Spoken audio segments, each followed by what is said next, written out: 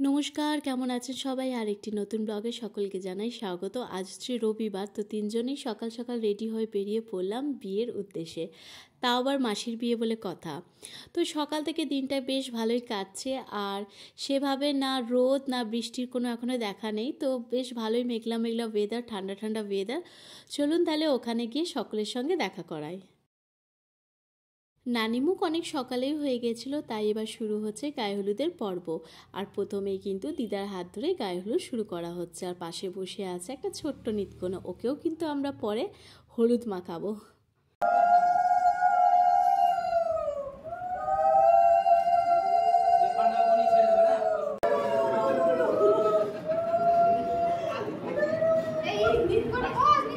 আচ্ছা, একটু ওই মুখটা ছেড়ে সবাই একটা নির্ভর ঢুকে গেছে কেন?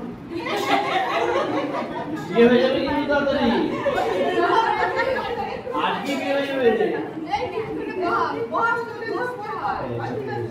আমাদের গায়ে হলুদের সময় দেখবে কিছু কিছু রিচুয়ালস আছে, যেগুলো মাসি পিসি দিদি এদের সঙ্গে খেলতে কিন্তু বেশ মজা হয়।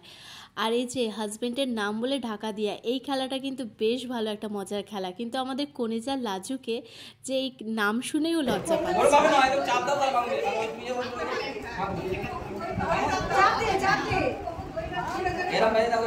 দেখবি গায়ে হলুদের সময় একসাথে যখন হলুদ সাজে সেজে উঠি, দেখতে কিন্তু বেশ ভালো লাগে। আর এই বিয়ের অনুষ্ঠানটা একদম নিজেদের মতন করে বাড়িতেই রাখা হয়েছিল, একদম ফ্যামিলি গেট টুগেদার বলা যেতে পারে।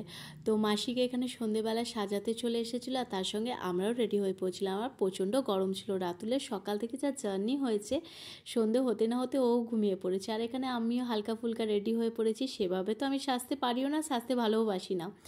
তো যেহেতু প্রচণ্ড গরমও ছিল, আর এখানে রামকৃষ্ণ একদিকে রেডি হয়ে পড়েছিল, তো ফোনে ব্যস্ত ছিল, আর তার সঙ্গে সকলে আসা শুরু হয়ে গেছিল। আর এই যে দুজনকে দেখছো, এই হচ্ছে আমার দুই মাসি। আচ্ছা জানো তো এই বিয়েটা হচ্ছে কার তরফ থেকে? এটা হচ্ছে আমার দিদার বাপের বাড়ির তরফ থেকে। তো বুঝতে পারছো, আমার ছেলের বড় মায়ের বাপের বাড়ির তরফ থেকে সে গেছে বিয়ের অনুষ্ঠানে, মানে আমার মায়ের মামার বাড়িতে। এবার বর আসার সময় হয়ে গেছে, তো আমরা সকলেই একসাথে রেডি হয়ে দাঁড়িয়ে আছি, মানে বরণের জন্যে। আর একসাথে হলে যার কি হয়, নিজেদের মধ্যে একটুখানি মজাটা তো হবে।